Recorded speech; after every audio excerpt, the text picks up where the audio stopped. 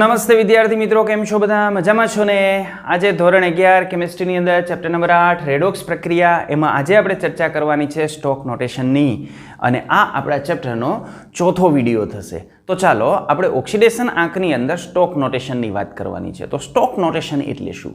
પણ એના પહેલાં થોડીક આપણે ઓક્સિડેશન અવસ્થાની વાત કરી લઈએ. ઓક્સિડેશન અવસ્થા કેવી રીતે મળે છે એની આપણે ચર્ચા કરી ગયા. આ ઓક્સિડેશન અવસ્થાની અંદર જો સંક્રાંતિ ધાતુ તત્વના આપણે પરમાણુ લઈએ તો આ સંક્રાંતિ ધાતુ તત્વના જે પરમાણુ છે ને એ સામાન્ય રીતે એક કરતાં વધુ પ્લસ ઓક્સિડેશન અવસ્થા ધરાવતા હોય. દાખલા તરીકે માનો કે આપણે એફીની વાત કરીએ તો એફીની અંદર આપણને જે ઓક્સિડેશન અવસ્થા જોવા મળે છે એ એફીની અંદર આપણને Fe+2 જોવા મળે, Fe+3 જોવા મળે. એમએનની આપણે વાત કરીએ તો એમએનમાં Mn+2 થી ચાલુ કરી અને Mn+7 સુધીની બધી ઓક્સિડેશન અવસ્થાઓ આપણને જોવા મળતી હોય છે. તો આ સંક્રાંતિ ધાતુ તત્વોનો વિશિષ્ટ ગુણધર્મ છે કે સંક્રાંતિ ધાતુ તત્વના જે તત્વો છે એ તત્વો મોટા ભાગે એક કરતાં વધુ ધન ઓક્સિડેશન અવસ્થા ધરાવતા હોય છે. એની અંદર મલ્ટી ઓક્સિડેશન સ્ટેટ આપણને જોવા મળતું હોય છે. જ્યારે આલ્કલી ધાતુ તત્વોની એની આપણે વાત કરીએ તો આલ્કલી ધાતુ તત્વની ઓક્સિડેશન અવસ્થા ફિક્સ હોય. આલ્કલી ધાતુ તત્વની આપણે વાત કરીએ તેની ઓક્સિડેશન અવસ્થા +1 જ હોય. આલ્કલાઇન અર્ધ ધાતુ તત્વની આપણે વાત કરીએ તેની ઓક્સિડેશન અવસ્થા +2 જ હોય. યાની એની ઓક્સિડેશન અવસ્થા કેટલી હોય? એના સમૂહ ક્રમાંક જેટલી થાય. આલ્કલી ધાતુ એટલે પહેલો સમૂહ એની મહત્તમ ઓક્સિડેશન અવસ્થા 1 હોય, કારણ કે એની સામાન્ય ઇલેક્ટ્રોન રચના આપણને જોવા મળે છે NS1. રેડી? જ્યારે આલ્કલાઇન અર્ધ ધાતુ તત્વની આપણે વાત કરીએ તો એની સામાન્ય ઇલેક્ટ્રોન રચના આપણને NS2 જોવા મળે, અને આ બંને ઇલેક્ટ્રોન ત્યાંથી દૂર થાય એટલે એની ઓક્સિડેશન અવસ્થા આપણને જોવા મળશે +2. તો આની ઓક્સિડેશન અવસ્થા +1 અને આની +2. યાની પહેલા સમૂહની ઓક્સિડેશન અવસ્થા એના સમૂહ ક્રમાંક જેટલી, જ્યારે બીજો જે સમૂહ છે એની ઓક્સિડેશન અવસ્થા એના સમૂહ ક્રમાંક જેટલી. બરાબર? પણ સંક્રાંતિ ધાતુ તત્વના કેસની અંદર આવું નથી થતું. પી વિભાગના તત્વોની આપણે વાત કરીએ તો પી વિભાગના તત્વોની મહત્તમ જે ઓક્સિડેશન અવસ્થા છે એ મહત્તમ ઓક્સિડેશન અવસ્થા એના સમૂહ ક્રમાંકમાંથી બાદ કરતા મળે. કેની? પી વિભાગના. આ ખાસ વસ્તુ ધ્યાન આપજો. અહીં આપણને આપ્યું છે બાકીના અન્ય સમૂહના તત્વો. બાકીના અન્ય સમૂહ એટલે તમારે કયા બાદ કરવાના? સંક્રાંતિ તત્વો બાદ કરી નાખવાના, અને 1 અને 2 સમૂહ તમારે બાદ કરી દેવાના. એટલે હવે બાકી કોણ વધ્યું? તો હવે બાકી વધ્યું માત્ર ને માત્ર પી વિભાગના તત્વો. તો જે પી વિભાગના તત્વો છે એની મહત્તમ ઓક્સિડેશન અવસ્થા એના સમૂહ ક્રમાંકમાંથી 10 બાદ કરતા મળે. એમાં પણ મલ્ટી ઓક્સિડેશન સ્ટેટ આપણને જોવા મળતું હોય છે અમુક ખાસ તત્વોની અંદર. દાખલા તરીકે પીબી હોય તો પીબીની અંદર +2 જોવા મળે, પીબી+4 જોવા મળે. ટીનની અંદર પણ SN+2 જોવા મળે, SN+4 જોવા મળે. એમાં તો આપણને ખ્યાલ છે કોઈ પણ સમૂહમાં આપણે ઉપરથી નીચે તરફ જઈએ એટલે એની જે મહત્તમ ઓક્સિડેશન અવસ્થા જોવા મળશે એમાં 2નો ઘટાડો આપણને જોવા મળતો હોય છે. તો પી વિભાગના તત્વોમાં પણ ખાસ કરીને સમૂહના જે નીચેના તત્વો છે એ તત્વોની અંદર મલ્ટી ઓક્સિડેશન સ્ટેટ આપણને જોવા મળતા હોય છે, પણ એના મર્યાદિત મલ્ટી સ્ટેટ હોય છે. જ્યારે સંક્રાંતિ ધાતુ તત્વો છે ને એને ખૂબ વધારે ઓક્સિડેશન અવસ્થાઓ જોવા મળતી હોય, ઘણી બધી ઓક્સિડેશન અવસ્થાઓ એમાં જોવા મળતી હોય છે. અહીં આપણે જો ત્રીજા આવર્તની અંદર રહેલા જે તત્વો છે એની મહત્તમ ઓક્સિડેશન અવસ્થાની વાત કરીએ તો એની મહત્તમ ઓક્સિડેશન અવસ્થા +1 થી ચાલુ કરી અને +7 સુધી આપણને જોવા મળે છે, અને એના ઉદાહરણ આપણને કંઈક આવા રીતના જોવા મળતા હોય છે. ચાલો દેખો, એક વસ્તુ ધ્યાન રાખજો કે સમૂહ 17નો જે તત્વ છે એની ઓક્સિડેશન અવસ્થા સામાન્ય ઓક્સિડેશન અવસ્થા -1 હોય, 16મા સમૂહની સામાન્ય ઓક્સિડેશન અવસ્થા -2 હોય. ઓક્સિજનની અંદર આપણને -2 જોવા મળશે. બરાબર? આમાં ફ્લોરિનની અંદર -1 જ જોવા મળશે. પણ તેમ છતાં અત્યારે આપણે મહત્તમ ઓક્સિડેશન અવસ્થાની વાત કરીએ છીએ, એટલે મહત્તમ ઓક્સિડેશન અવસ્થા આપણને કેવી રીતે મળે? તો અત્યારે આપણે જે અભ્યાસ કર્યો એને આધારે આપણે જોઈએ તો પી વિભાગના તત્વોની મહત્તમ ઓક્સિડેશન અવસ્થા એના સમૂહ ક્રમાંકમાંથી 10 બાદ કરતા મળે.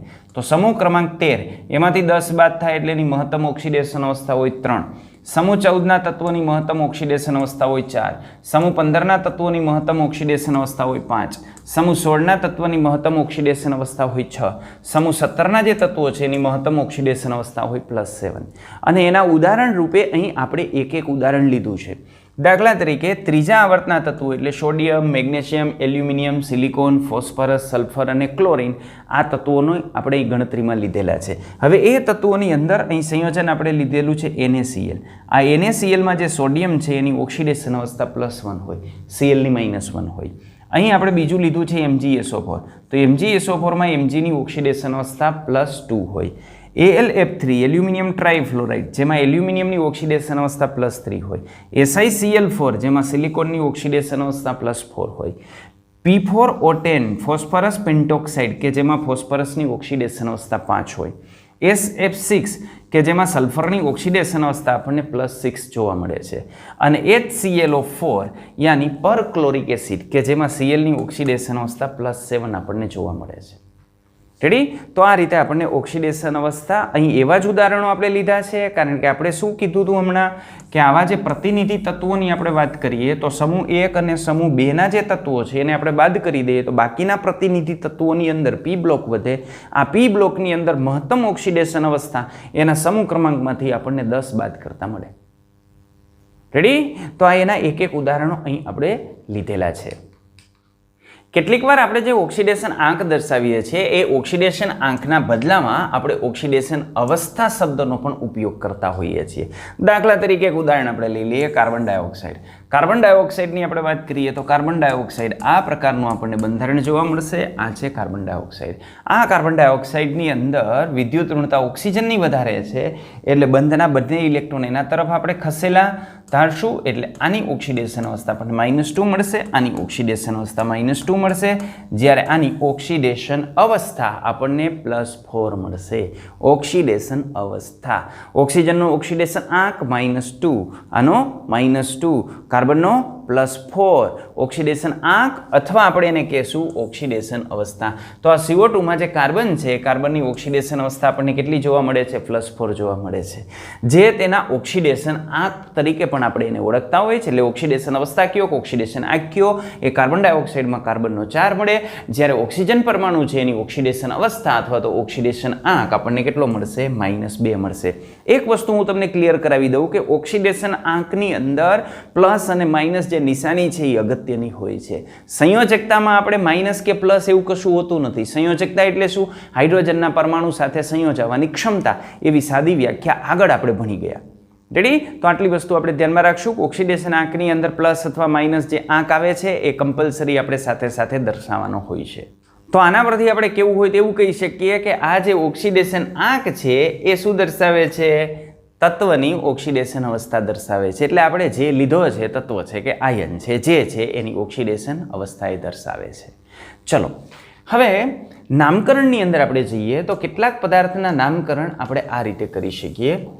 દાખલા તરીકે માનો કે હું અહીં એક સૂત્ર લખું છું આમ NaCl. તો અહીં મેં લખેલું છે NaCl. વાસ્તવમાં NaClની અંદર શું હોય તો તમે જાણો છો કે આ જે NaCl છે એ NaClની અંદર Na+ હોય ને Cl- હોય.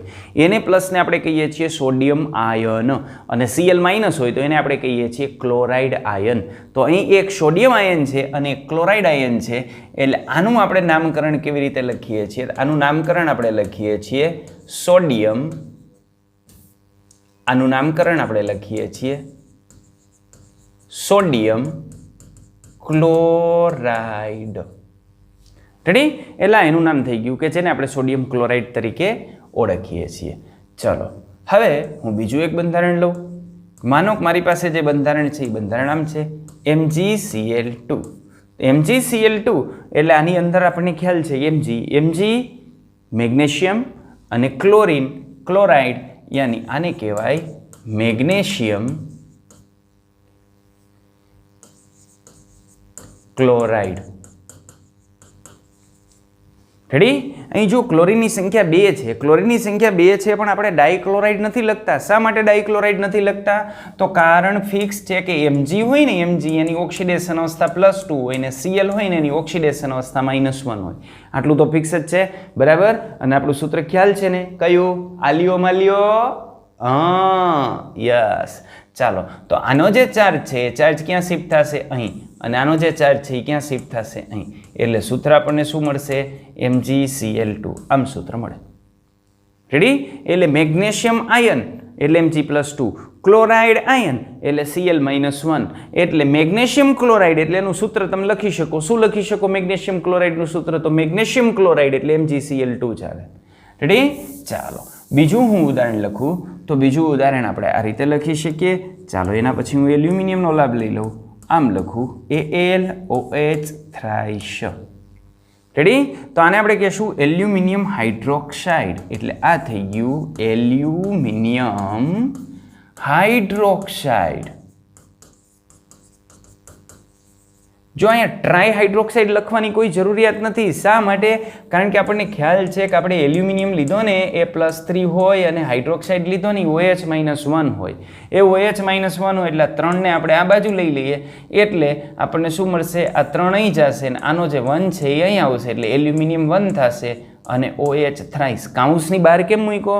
કારણ કે 3 કોને લાગે છે? O ને બી લાગે છે ને H ને બી લાગે છે. O અને H બંનેને લાગે છે એટલે આને કહેવાય એલ્યુમિનિયમ હાઇડ્રોક્સાઇડ. રેડી? આ રીતે ક્લિયર એટલી વાત?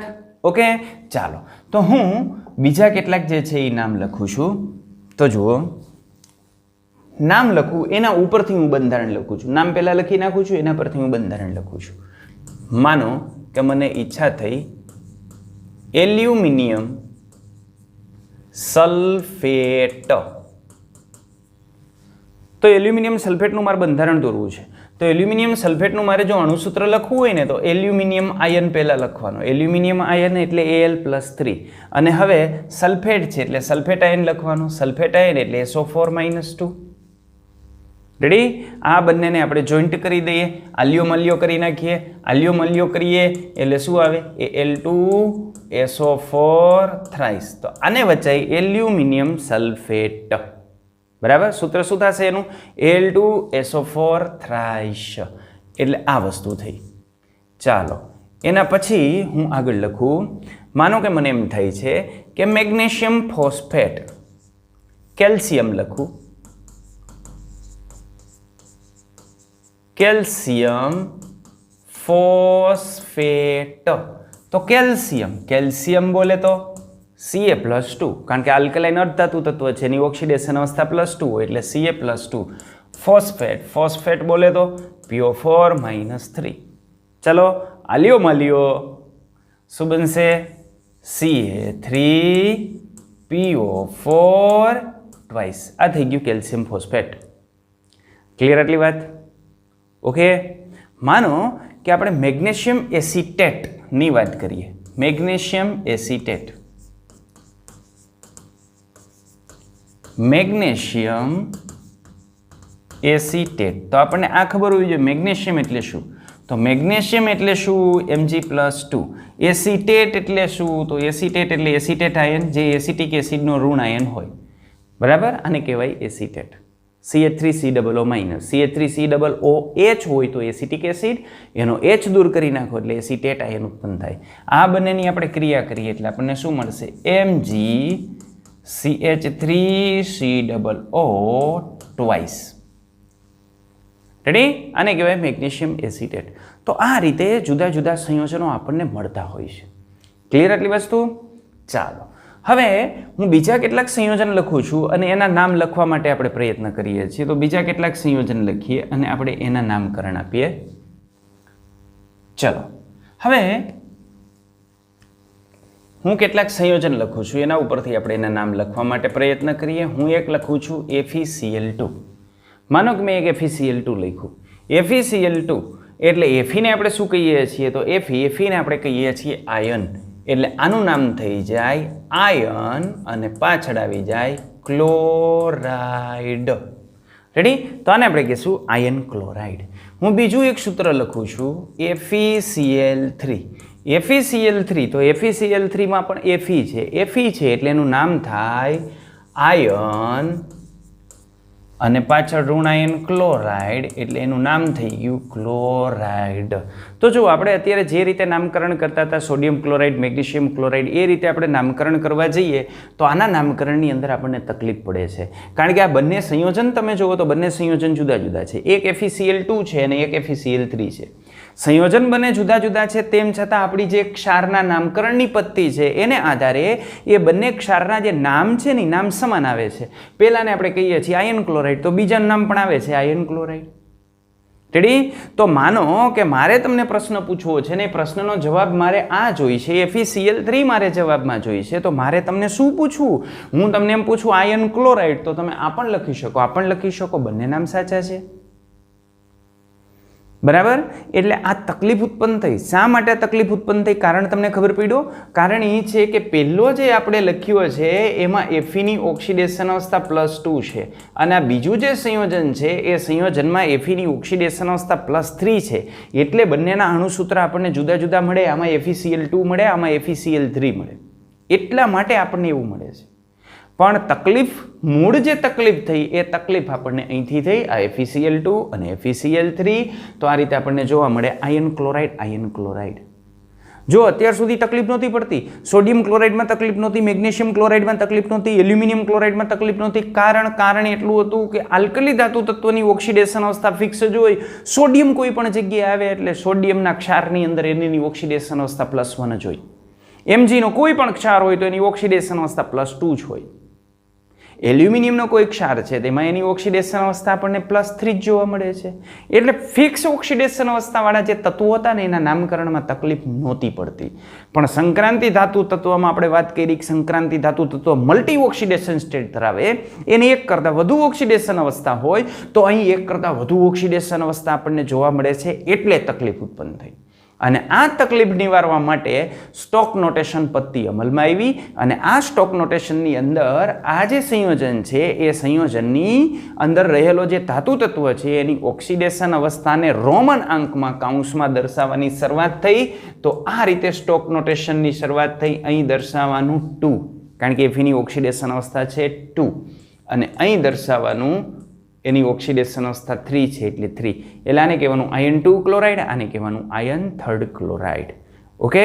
તો ચાલો, તો પહેલાં આપણે સ્ટોક નોટેશન વિશે માહિતી મેળવી લઈએ, પછી આપણે આ પ્રકારના નામકરણની ચર્ચા કરશું. તો ચલો, તો આવા જે સંક્રાંતિ ધાતુ તત્વો છે એ સંક્રાંતિ ધાતુ તત્વોની ઓક્સિડેશન અવસ્થા આપણે એના નામની પાછળ લખવાની શુભ શરૂઆત કરી. અને આ શરૂઆત કરનાર જે સાયન્ટિસ્ટ છે એ હતા જર્મન રસાયણ વિજ્ઞાની આલ્ફ્રેડ સ્ટ્રોક. તો આલ્ફ્રેડ સ્ટ્રોક નામના જે સાયન્ટિસ્ટ હતા એ સ્ટ્રોકે આની જે છે એ શરૂઆત કરી, આ રીતને નામકરણ આપવાની શરૂઆત કરી. કારણ કે સંક્રાંતિ ધાતુ તત્વો મલ્ટી ઓક્સિડેશન સ્ટેટ ધરાવતા હતા એટલે એના નામની અંદર એક્યુરેસી રાખવા માટે આ વસ્તુની ખાસ જરૂરિયાત થઈ અને એના લઈને આપણે આ જે પદ્ધતિ છે એ પદ્ધતિને આપણે સ્ટોક નોટેશન પદ્ધતિ તરીકે અથવા સ્ટોક સંકેત પદ્ધતિ તરીકે ઓળખીએ છીએ. બરાબર? અને બીજી જૂની અને પુરાણી રીત તો તમે એક જાણો છો કે જ્યાં ઓક્સિડેશન અવસ્થા ઓછી હોય ને એને આપણે અસ પ્રત્યય લગાવીએ છીએ, ઓક્સિડેશન અવસ્થા વધુ હોય ને આપણે ઇક પ્રત્યય લગાવીએ છીએ. ઓક્સિડેશન અવસ્થા ઓછી તો અસ, ઓક્સિડેશન અવસ્થા વધુ તો ઇક. દાખલા તરીકે માનો કે Feની અંદર અવેલેબલ ઓક્સિડેશન અવસ્થાની અંદર આપણને આ બે ઓક્સિડેશન અવસ્થા જોવા મળે, Fe+2 જોવા મળે, Fe+3 જોવા મળે. તો આને આપણે કહીએ છીએ ફેરસ, એટલે આનું નામ થઈ ગયું ફેરસ. જ્યારે આને આપણે કહીએ છીએ ferric. Ferrous, ferric, ferric, ferrous, ferric. આ રીતનું હોય Sn+2 and Sn+4. તો Sn+2 એને કહેવાય સ્ટેનસ, Sn+4 એને કહેવાય સ્ટેનિક. Pb+2 and Pb+4. રેડી? તો Pb+2 એને આપણે કહીએ છીએ પ્લમ્બસ અને Pb+4 એને કહીએ છીએ પ્લમ્બિક. એટલે એક થઈ ગયો પ્લમ્બસ અને એક થઈ ગયો પ્લમ્બિક. રેડી? તો આ રીતે જુદા જુદા જે ઓક્સિડેશન અવસ્થાની અંદર બે ઓક્સિડેશન અવસ્થા ધરાવતા હોય એમાં ઓછી ઓક્સિડેશન અવસ્થા હોય એને આપણે અસ કહેતા હોઈએ છીએ, વધારે હોય એને ઇક કહેતા હોઈએ છીએ. Cu+1 and Cu+2 તો આને કહેવાય ક્યુપ્રસ અને એને કહેવાય ક્યુપ્રિક. Cuprous, cupric. તો આ એની સામાન્ય નામકરણની પદ્ધતિ છે. તો આ રીતે એયુની અંદર આપણે વાપરીએ તો એયુ ગોલ્ડ, ગોલ્ડને આપણે કહીએ છીએ ઓરસ તરીકે ઓળખીએ છીએ અને ઓરિક તરીકે ઓળખીએ છીએ. ઓરસ તો એયુની ઓક્સિડેશન અવસ્થા +1 લેવાની અને ઓરિક તો એમાં ઓરસની ઓક્સિડેશન અવસ્થા, ગોલ્ડની ઓક્સિડેશન અવસ્થા આપણે +3 લેતા હોઈએ છીએ. એટલે આ રીતે ઓરસ ક્લોરાઇડ તો Au+1 યાની એયુ 1 ક્લોરાઇડ અને અહીં એયુ 3rd ક્લોરાઇડ. રેડી? તો આ રીતે સ્ટોક નોટેશન પદ્ધતિનો આપણે ઉપયોગ કરીએ છીએ. સંજ્ઞા દર્શાવવા માટે પણ એનો ઉપયોગ કરવામાં આવે છે, પણ સંજ્ઞા દર્શાવવામાં ખાસ એટલું બધું આપણને જે છે એ કોઈ બેનિફિટ થતો નથી. પણ જ્યારે નામ દર્શાવીને ત્યારે નામની અંદર ખાસ એ લખવાનું, કારણ કે સંજ્ઞામાં તો તમે એની ઓક્સિડેશન અવસ્થા, માનો કે હું આમ લખું AuCl3, તો આમાં તમને ખ્યાલ આવી જ જાય કે આમાં એયુની ઓક્સિડેશન અવસ્થા +3 છે.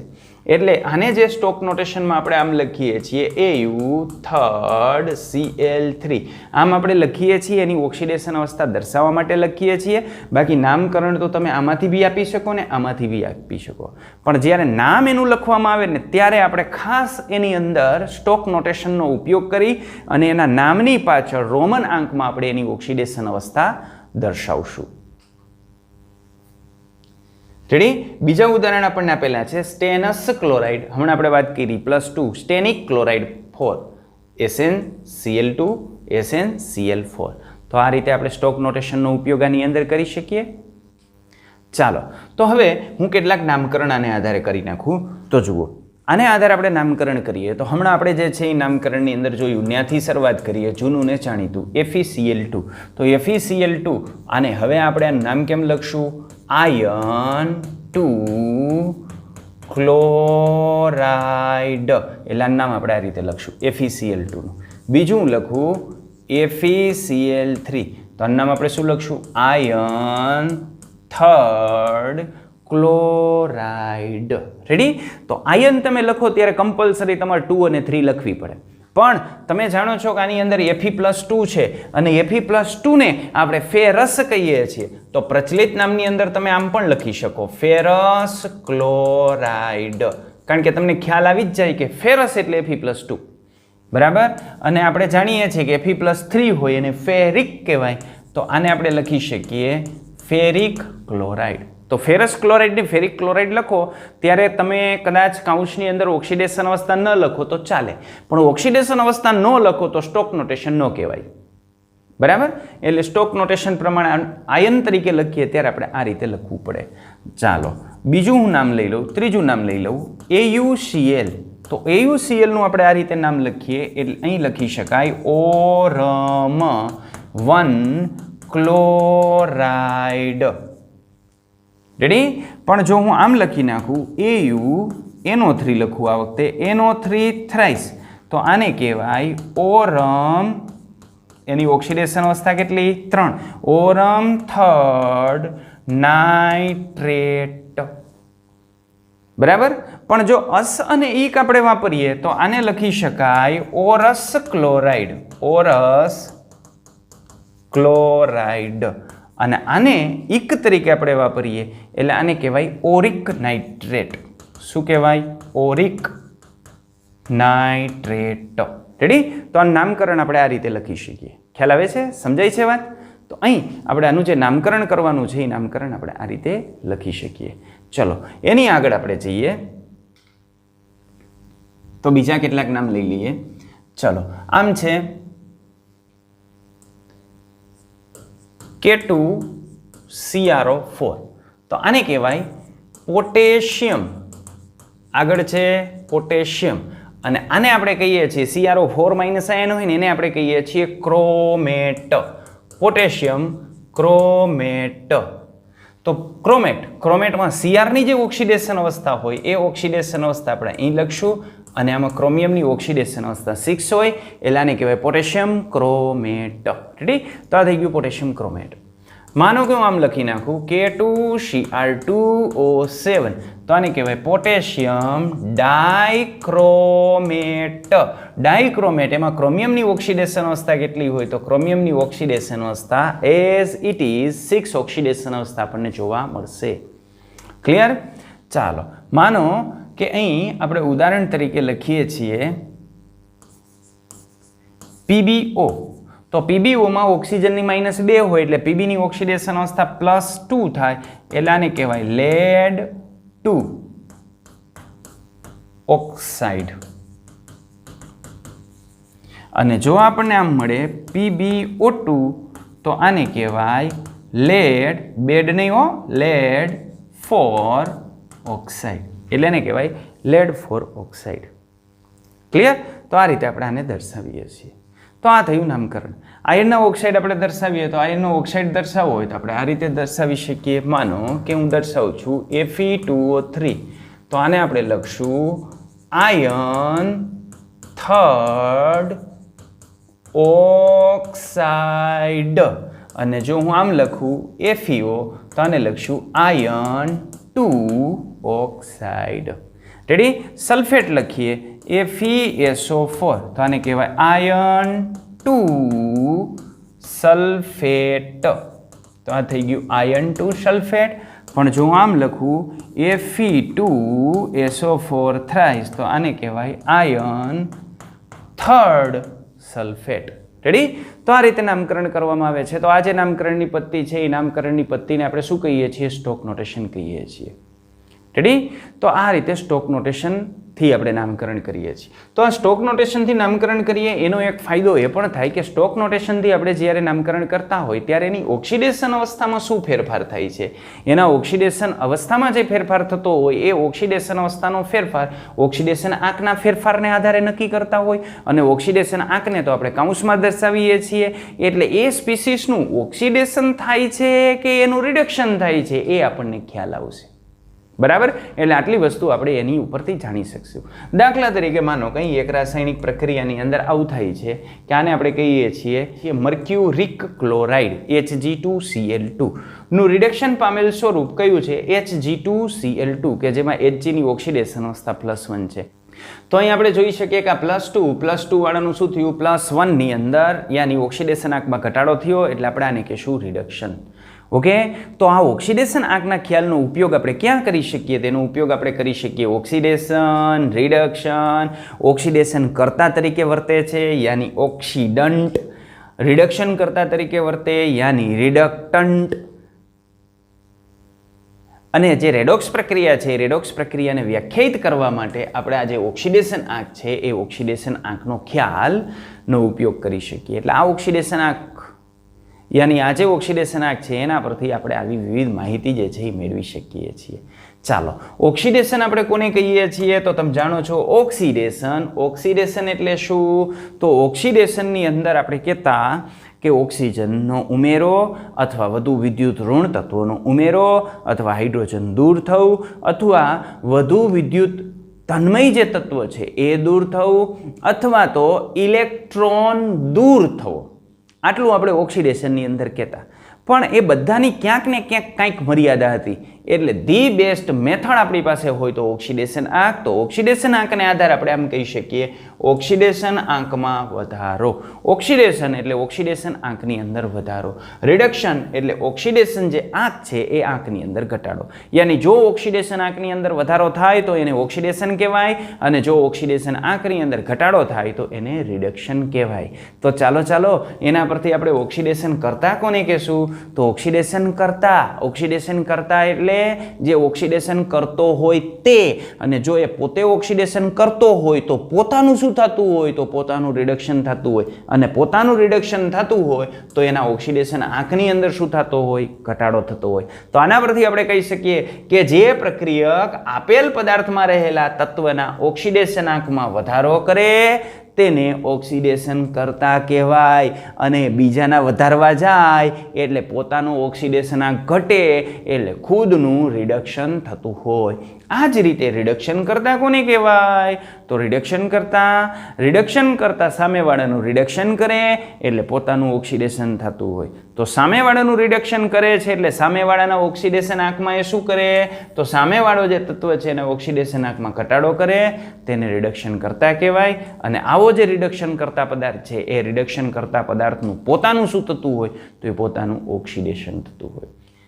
રેડોક્સ પ્રક્રિયાની અંદર શું હોય? તો રેડોક્સ પ્રક્રિયામાં આ બંને ભેગું હોય, એક ઓક્સિડેશન થતું હોય તો એક બાજુ રિડક્શન થતું હોય. યાની અમુક એની અંદર ઓક્સિડેશન કરતા પદાર્થ હોય, અમુક એની અંદર રિડક્શન કરતા પદાર્થ હોય. એટલે પારસ્પરિક રીતે આવી ક્રિયા થતી હોય. અમુકના ઓક્સિડેશન ઘટાડતા હોય તો સામે એના જે છે એ વધી જતા હોય.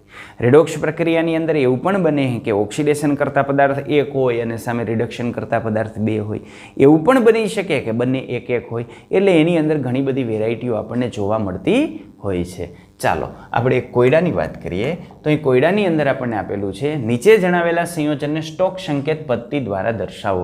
તો આને આપણે સ્ટોક સંકેત પદ્ધતિ દ્વારા દર્શાવવાનું છે અને સ્ટોક સંકેત પદ્ધતિ મુજબ આપણે જો એને દર્શાવવો હોય તો આપણે જરૂર પડે એની ઓક્સિડેશન અવસ્થાની, અને જો એની ઓક્સિડેશન અવસ્થા આપણે જોતી હોય તો આ ઓક્સિડેશન અવસ્થા શોધવા માટે આપણે આગળના વિડીયોની અંદર જે નિયમો જોઈ ગયા એ બધા નિયમો કડકડાટ મોઢે હોવા જોઈએ તો આપણે ઓક્સિડેશન અવસ્થા મેળવી શકીએ. તો ચાલો આપણે ઓક્સિડેશન અવસ્થા મેળવીએ. આમાં આપણે ઓક્સિડેશન અવસ્થા મેળવશું એયુની. તો પેલું હું લઉં છું HAUCl4. આમાં મારે એયુની ઓક્સિડેશન અવસ્થા જોઈ છે. ચલો તો અહીં Hની ઓક્સિડેશન અવસ્થા, Hની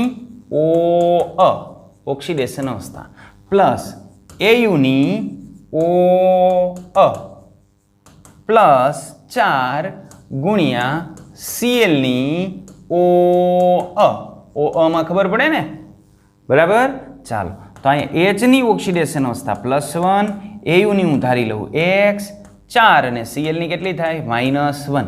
આખો અણુ વીજભારની દ્રષ્ટિએ કેવો છે? તટસ્થ, જેના ઉપર કોઈ વીજભાર નથી, એટલાનો સરવાળો કેટલો થવો જોઈએ? 0. ઓકે, તો અહીં આપણને મળશે therefore +1 + x - 4 = 0.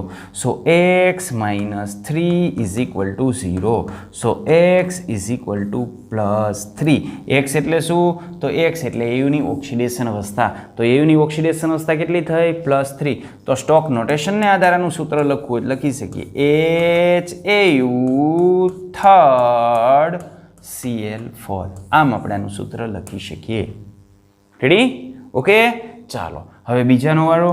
બીજું આપણને આપ્યું છે Ti2O. ચલો Ti2O. તો આની આપણે ઓક્સિડેશન અવસ્થા લખવી હોય તો શું લખવું પડે? 2 કૌંસમાં Tiની TL છે થેલિયમ, TLની OA પ્લસ Oની OA. ચાલો હવે આની આપણે મેળવવાની છે એટલે 2x. તો આની થઈ જશે 2x પ્લસ ઓક્સિજનની કેટલી હોય? -2. વીજભારની દ્રષ્ટિએ તટસ્થ છે એટલે એના ઉપર કેવો વીજભાર આવશે? 0. 2x - 2 = 0. 2x = 2. સો x = 1.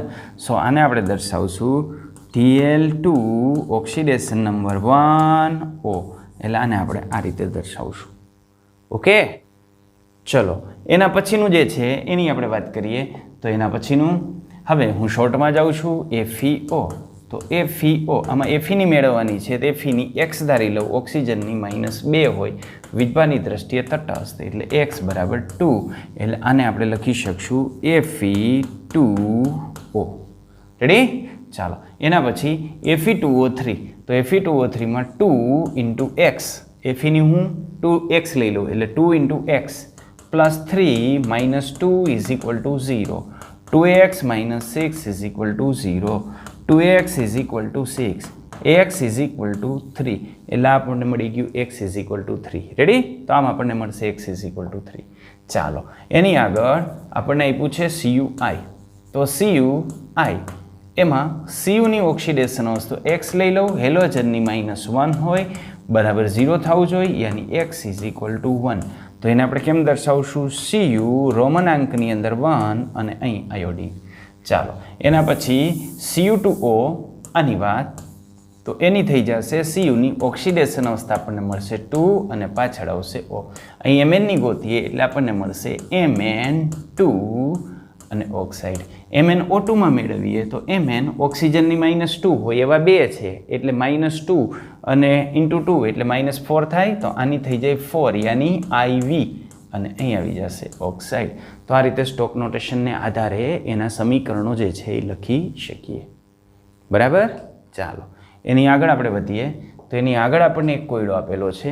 એ કોયડાની અંદર એવું કીધું છે કે આપેલી પ્રક્રિયા રેડોક્સ પ્રક્રિયા છે તેનું વાજબીપણું જણાવો. પ્લસ સાથે પૂછ્યું છે ઓક્સિડેશન અને રિડક્શન પામેલી સ્પીસીસ કઈ સ્પીસીસ ઓક્સિડેશન કરતા તરીકે અને કઈ સ્પીસીસ રિડક્શન કરતા તરીકે વર્તે છે તેને ઓળખી બતાવો. ચાલો બધું બતાવી દઈએ. એ બધું બતાવવા માટે આપણે જરૂર શેની પડશે? ઓક્સિડેશન અવસ્થાની. તો સૌથી પહેલાં આપણે મેળવવાનો થાય ઓક્સિડેશન આંક. ચાલો ઓક્સિડેશનાંક મેળવીએ. આમાં ઓક્સિજનનો કેટલો હોય? Cu2O. આમાં ઓક્સિજનનો હોય, કોપરનો હું લઈ લઉં x એટલે 2x, અને ઓક્સિજનનો હોય +-2 = 0. યાની આમાં મળશે x = 1. એટલે આ કોપર છે એની ઓક્સિડેશન અવસ્થા આપણને +1 મળી. રેડી? એવી જ રીતે અહીં કોપરની ઓક્સિડેશન અવસ્થા +1 આપણને મળશે. અહીં ઓક્સિજનની ઓક્સિડેશન અવસ્થા આપણને -2 મળશે. આ સલ્ફરની ઓક્સિડેશન અવસ્થા -2 મળશે. અહીં કોપરની ઓક્સિડેશન અવસ્થા આપણને 0 મળશે, તત્વ સ્વરૂપે છે એટલા માટે. અહીં સલ્ફરની ઓક્સિડેશન અવસ્થા +4 મળશે અને આ ઓક્સિજનની ઓક્સિડેશન અવસ્થા -2 મળશે. જેની ઓક્સિડેશન અવસ્થામાં ફેરફાર ન થતો હોય ને એને પ્રેક્ષક આયન કહેવાય. તો આ ઓક્સિજનની ઓક્સિડેશન અવસ્થામાં ફેરફાર નથી થતો એટલે ઓક્સિજન જે છે એને આપણે કહીએ છીએ પ્રેક્ષક આયન. તો આ ઓક્સિજન પ્રેક્ષક આયન તરીકે વર્તતો હોય છે. રેડી? ચાલો તો હવે જુઓ, અહીં આપણને આપેલું છે Cu2O. આની ઓક્સિડેશન અવસ્થા +1 છે. +1માંથી આનું શું થયું? ઓક્સિડેશન અવસ્થા ઘટી ને, એટલે આની અંદર કોપરનું શું થાય છે? રિડક્શન થાય છે. તો આની અંદર રિડક્શનની પ્રક્રિયા આપણે લખવી હોય તો આમ થાય છે, Cu+1 છે એમાંથી કોપર બને છે. બરાબર? તો આનું રિડક્શન થાય છે. આ જે છે ને એનું રિડક્શન થાય છે. પછી આ જે સ્પીસીસ છે ને એ સ્પીસીસમાં રિડક્શન બી થાય છે અને ઓક્સિડેશન બી થાય છે. રિડક્શન કોનું થાય છે? તો આ કોપર છે ને કોપરનું રિડક્શન થાય. પણ અહીં રહેલો જે સલ્ફર છે એ સલ્ફરનું ઓક્સિડેશન થાય. જો એની -2 ઓક્સિડેશન અવસ્થા, એમાંથીની ઓક્સિડેશન અવસ્થા કેટલી થઈ ગઈ? +4 ઓક્સિડેશન અવસ્થા થઈ ગઈ. રેડી? તો આનું શું થાય છે? પેલું જે આપણને આપેલું છે એ પહેલાંનું શું થાય છે? તો આ પહેલાંનું રિડક્શન થાય છે. અને જો એનું રિડક્શન થતું હોય તો એને શું કહેવાય? ઓક્સિડાઇઝિંગ એજન્ટ, યાની એને કહેવાય ઓક્સિડેશન કરતા. એટલે આને આપણે કહીશું ઓક્સિડેશન કરતા. રેડી? ચાલો આનું શું થાય છે? તો આનું ઓક્સિડેશન અને રિડક્શન બંને થાય છે. અને ઓક્સિડેશન અને રિડક્શન બંને થાય છે એટલે ઓક્સિડેશન કરતા તરીકે પણ વર્તે અને રિડક્શન કરતા તરીકે પણ વર્તે. ઓકે? આ રીતનું આપણને જોવા મળે. હવે તત્વ સ્વરૂપે આપણે વાત કરીએ તો આમાં વાસ્તવમાં Cu+1 હતો અને Cu+1માંથી Cu0 બને છે એટલે આનું રિડક્શન થાય છે. એટલે Cu+1 છે ને એ ઓક્સિડેશન કરતા તરીકે વર્તે છે.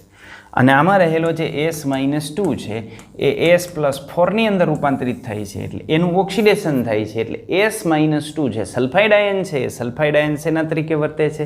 તો આમાં રહેલા સલ્ફાઇડ આયનનું ઓક્સિડેશન થાય છે એટલે રિડક્શન કરતા તરીકે વર્તે છે. તો આ સલ્ફાઇડ આયન રિડક્શન કરતા, આ Cu+1 છે એ ઓક્સિડેશન કરતા, કારણ કે એ સલ્ફાઇડનું ઓક્સિડેશન કરે છે પણ ખુદ પોતાનું શું કરી નાખે છે? રિડક્શન કરી નાખે છે. રેડી? તો આ રીતે આપણે આની અંદર લખી શકીએ. આવી જ વિશેષ પ્રક્રિયાઓ આપણે આના પછીના લેક્ચરની અંદર જોશું. ત્યાં સુધી બધાને ટાટા બાય બાય, આવજો.